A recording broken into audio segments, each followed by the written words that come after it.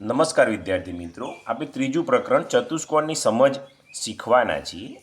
વિદ્યાર્થી મિત્રો ઘણા ડાયરેક્ટ સ્વાધ્યાય ઉપર જતા રહે છે વિદ્યાર્થી મિત્રો, પણ થોડી સમજ મેળવીએ તો જ સ્વાધ્યાય આવડે. એટલે પહેલાં ચતુષ્કોણ વિશે સમજીએ. તો ચતુષ્કોણ વિદ્યાર્થી મિત્રો આવો હોય, હું તમને દોરીને બતાવું છું. થોડું ચતુષ્કોણ વિશે માહિતી તમને ખબર ન હોય તો પછી અહીં નામ આપીએ A, B, C, D. તો ચતુષ્કોણ હોય ને ખૂણા કેટલા હોય એ કોમન તમને ખ્યાલ હોવો જોઈએ. તો ખૂણા જોઈએ તો 1, 2, 3 અને 4 ખૂણા 4 હોય. ચલો બાજુ કેટલી હોય? તો બાજુ AB, BC, CD અને DA એટલે 4 હોય. પછી સામેની બાજુ કેટલી હોય?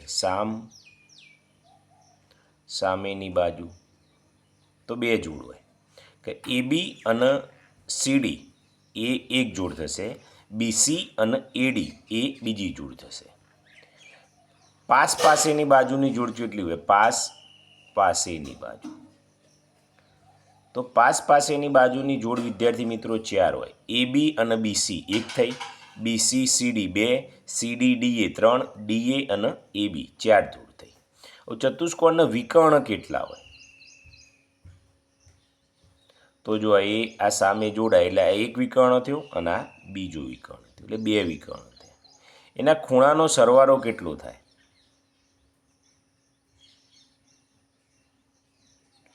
તો 360 અંશ થાય. જેમ ત્રિકોણનો 180 હોય એમાં 1, 2, 3 અને 4 ખૂણાનો સરવાળો કેટલો થાય? 360 થાય. આ એની કોમન સમજ છે. હવે અંદર શું કહે છે આપણે જોઈએ. આ બહુ સમજવાનું જરૂરી છે. હવે અહીં તમે જુઓ ટાઇટલ, જે જરૂરી છે એ તમને સમજાવીશું, બાકી નહીં સમજાવીએ. બહિર્મુખ અને અંતર્મુખ બહુકોણ.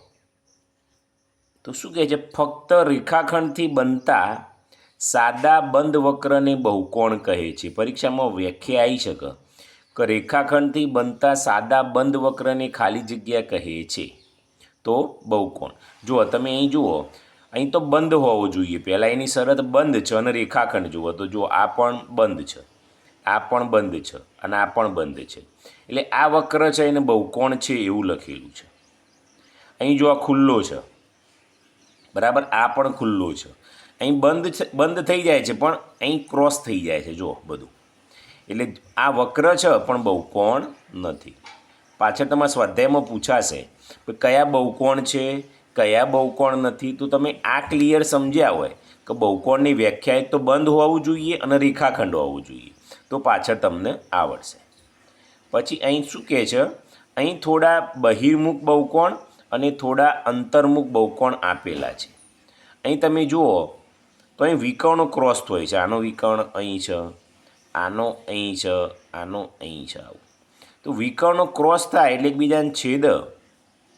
જુઓ આ અહીં થશે, આ અહીં થશે, આ અહીં. જેના વિકર્ણો છેદ તો એને કયો બહુકોણ કહેવાય? બહિર્મુખ બહુકોણ કહેવાય. અને અહીં વિકર્ણો નહીં છેદે, જો આનો અહીં આવશે અને આનો અહીં આવશે વિકર્ણ. એટલે જેના વિકર્ણો ન છેદ એને અંતર્મુખ બહુકોણ કહેવામાં આવશે. એટલે આ પણ પાછળ આવશે. હવે આ તમે સમજ્યા હોય તો જ તમને સ્વાધ્યાય આવડવાનો છે, બાકી સ્વાધ્યાય 3.1 આવડવાનો નથી. એટલે સમજવું જરૂરી છે. જો અહીં લખેલું છે, જે બહુકોણ બહિર્મુખ હોય છે તેમના વિકર્ણોનો કોઈ પણ ભાગ બહુકોણના બહિર્ભાગમાં હોતો નથી, એટલે બહાર હોતો નથી, અથવા બહુકોણના અંતર્ભાગમાં રહેલ બે ભિન્ન બિંદુઓને જોડતો કોઈ એક રેખાખંડ સંપૂર્ણપણે તેના અંતર્ભાગમાં જ હોય છે. એટલે અંદરના ભાગમાં જ હોય વિકર્ણ અને અહીં તમે જુઓ તો બહારના ભાગમાં હોય. બરાબર છે? એટલે આ બંનેનો ડિફરન્ટ છે એ આપણને ખ્યાલ હોવો જોઈએ. પછી એક આપેલું છે નિયમિત અને અનિયમિત બહુકોણ. એ બંનેનો ડિફરન્ટ સમજવું પડે. તો એક નિયમિત બહુકોણ સમબાજુ તથા સમકોણીય હોય છે. સમબાજુ એટલે દરેક બાજુ સરખી હોય અને સમકોણીય એટલે ખૂણાએ સરખા હોવા જોઈએ. ઉદાહરણ તરીકે ચોરસમાં બાજુના તથા ખૂણાના માપ સમાન હોય છે, આથી તે નિયમિત બહુકોણ છે. તો નિયમિત બહુકોણ વિશે તમને ખ્યાલ આવી ગયો. નિયમિત બહુકોણ એટલે શું? બાજુઓ સરખી હોય અને ખૂણા સરખા હોય. ખ્યાલ આવ્યો? તો જો આ ચોરસ છે તો ચોરસની દરેક બાજુનું માપ સરખું હોય. આ 5 હોય તો આ એ 5, આ એ 5 અને ખૂણા એ સરખા હોય તો આ 90 અંશ હોય. એટલે ચોરસ છે એ કયો કહેવાય? નિયમિત બહુકોણ છે. લંબચોરસ સમકોણીય છે પરંતુ સમબાજુ નથી. લંબચોરસ હોય તો બાજુઓ સરખી નથી એટલે આ નિયમિત બહુકોણ નહીં કહેવાય. ખૂણા સરખા છે પણ આ બાજુ અને આ બાજુનું માપ સરખું ના હોય. બરાબર? તો શું તે નિયમિત બહુકોણ છે? શું સમબાજુ ત્રિકોણ નિયમિત બહુકોણ છે? કેમ? બરાબર? તો આ લંબચોરસ છે એને નહીં કહેવાય કારણ કે બાજુઓ અલગ છે. આ સમબાજુ ત્રિકોણ છે તો બધી બાજુના માપ સરખા હોય અને ખૂણાએ સરખા હોય એટલે આના હા કહેવાશે. બરાબર? આ એ હા આવશે. બરાબર છે? જુઓ અહીં તમે જુઓ તો આ કયો કહેવાય? સમબાજુ ત્રિકોણ કહેવાય. આને શું કહેવાય? સમબાજુ ત્રિકોણ. આને નિયમિત કહેવાય. 3 ખૂણા 60 અંશના હોય અને બાજુઓના માપ સરખા હોય. આને ચોરસ કહેવાય.